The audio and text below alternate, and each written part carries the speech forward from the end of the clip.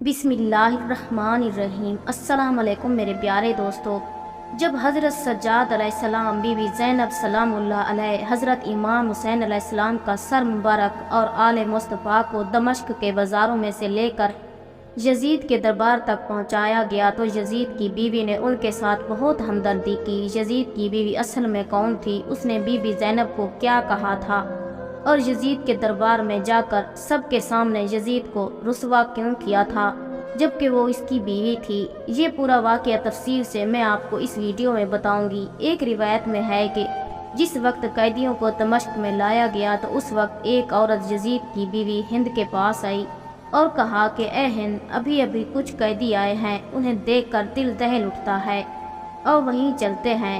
हिंद उठी, उसने उम्दा लिबास ज़ेब तन किया और अपनी चादर ओढ़ी और उस मकाम पर आई और उसने खादमा को हुक्म दिया कि कुर्सी लाई जाए। जब वो कुर्सी पर बैठ गई तो बीबी ज़ैनब की नज़रें उस पर पड़ी। आपने गौर से उसकी तरफ देखा तो उसे पहचान लिया और अपनी बहन उम्मे कलसूम से कहा, बहन, क्या आप इस औरत को पहचानती हैं? बीबी उम्मे कलसूम ने जवाब दिया कि नहीं, मैं इसे नहीं पहचानती। बीबी ज़ैनब ने फरमाया, ये हमारी कनीज़ हिंद बिनते अब्दुल्ला है जो हमारे घर में काम काज करती थी। बीबी ज़ैनब की बात सुनकर जनाब उम्मे कलसूम ने अपना सर नीचे किया और बीबी ज़हरा सलामुल्लाह अलैह ने अपना सर झुका लिया ताकि हिंद उनकी तरफ मुतवज्जा ना हो। लेकिन हिंद दोनों बीवियों को गौर से देख रही थी। उसने आगे बढ़कर पूछा, आपने आपस में क्या गुफ्तगू की? जिसके बाद पुरइसरार तौर पर और ख़ास अंदाज में अपना सर झुका लिया। क्या कोई ख़ास बात है? बीबी ज़ैनब सलामुल्लाह अलैह ने कोई जवाब ना दिया और खामोश खड़ी रही। हिंद ने फिर पूछा, ए मस्तूरात, आप किस इलाके से हैं? अब बीबी ज़ैनब खामोश ना रह सकी और फरमाया, हम मदीने के रहने वाले हैं। जब हिंद ने मदीने मुनव्वरा का नाम सुना तो अपनी कुर्सी छोड़ दी और एहतराम से खड़ी हो गई और पूछने लगी, बहन, क्या आप मदीने वालों को जानती हैं? बीबी ज़ैनब सलामुल्लाह अलैह ने फरमाया, तुम किन मदीने वालों के बारे में पूछ रही हो?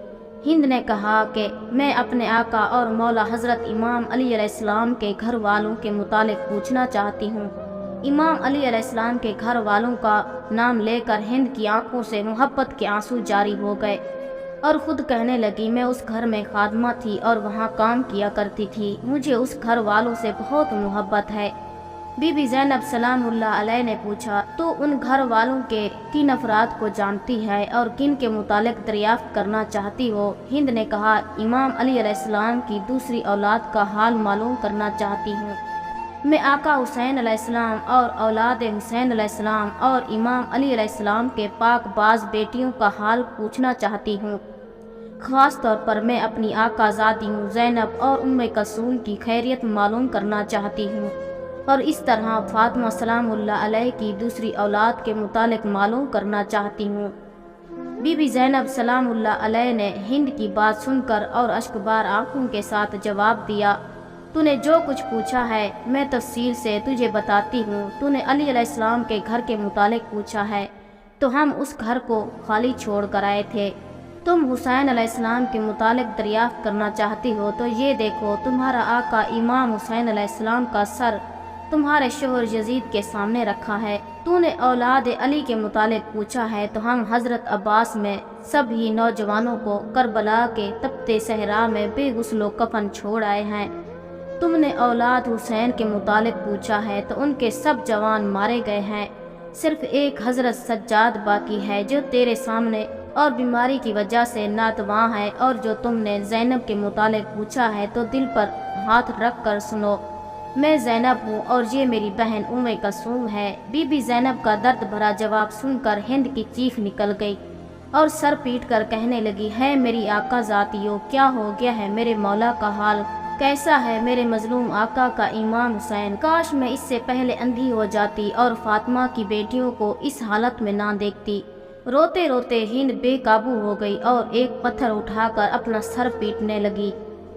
इतने ज़ोर से सर पीटा कि उसका सारा बदन खून से लाल हो गया और वो गिरिया करके बेहोश हो गई। जब वो होश में आई तो बीबी ज़ैनब उसकी तरफ मुतवज्जा होकर फरमाने लगी, اے ہند تم کھڑی ہو جاؤ اور اب اپنے گھر چلی جاؤ، کیونکہ تمہارا شوہر یزید بڑا ظالم شخص ہے۔ ہم اپنے مصیبت کا وقت گزار لیں گے، ہم یہ نہیں چاہتے کہ ہماری وجہ سے تمہارا سکون تباہ ہو جائے۔ ہند نے جواب دیا، با خدا مجھے اپنے آقا مولا حسین سے زیادہ کوئی عزیز نہیں ہے۔ میری پوری زندگی کا سکون ختم ہو چکا اور اب میں اپنی زندگی کے باقی لمحات اسی طرح روتے ہوئے گزاروں گی۔ اور اے میری آقا زادیوں، میں آپ سے درخواست کرتی ہوں آپ سب میرے گھر آئیں، ورنہ میں بھی آپ کے ساتھ یہیں بیٹھی رہوں گی اور اپنے گھر نہیں جاؤں گی۔ یہ کہہ کر پھر ہند کھڑی ہو گئی اور اپنی چادر اتار کر سر برہانہ اور منہ کو پیٹتے ہوئے یزید کے سامنے آ گئی۔ یزید اس وقت بیرون ملک سے آئے ہوئے سفراء کے ساتھ بیٹھا ہوا تھا۔ اس نے یزید سے مخاطب ہو کر کہا کہ اے یزید، کیا تم نے حکم دیا تھا کہ میرے آقا امام حسین کا سر نوک کے نیزے پر بلند کیا جائے اور دروازے پر لٹکا دیا جائے؟ یزید نے اپنی بیوی کو اس حالت میں دیکھا تو فوراً اٹھ کھڑا ہوا اور بھرے دربار میں اس کا سر برہانہ دیکھ کر اسے برداشت نہ کر سکا۔ اسے چادر پہنائی اور کہنے لگا، ہاں میں نے حکم دیا، اب تو نواسہ رسول پر ماتم کرنا چاہتی ہے تو بے شک کر، لیکن حقیقت یہ ہے کہ ابن زیاد نے جلد بازی سے کام لیتے ہوئے امام حسین کو قتل کر دیا۔ جب یزید نے مکروہ فریب سے بھرے جملے کہے تو اس وقت اس نے ہند کو چادر اڑائی تو ہند نے کہا، اے یزید خدا تجھے تباہ کرے، اپنی بیوی کو سر دربار میں سر برہانہ دے کر تیری غیرت جاگ اٹھی، مگر تو رسول زادیوں کو سر عام سر برہانہ بازار اور دربار میں لے آیا ہے اور ان کی چادریں چھین کر انہیں نامحرموں کے سامنے لاتے وقت تیری غیرت کہاں مر گئی تھی؟ اے یزید تجھ پر لعنت ہو، اے یزید تم پر لعنت ہو۔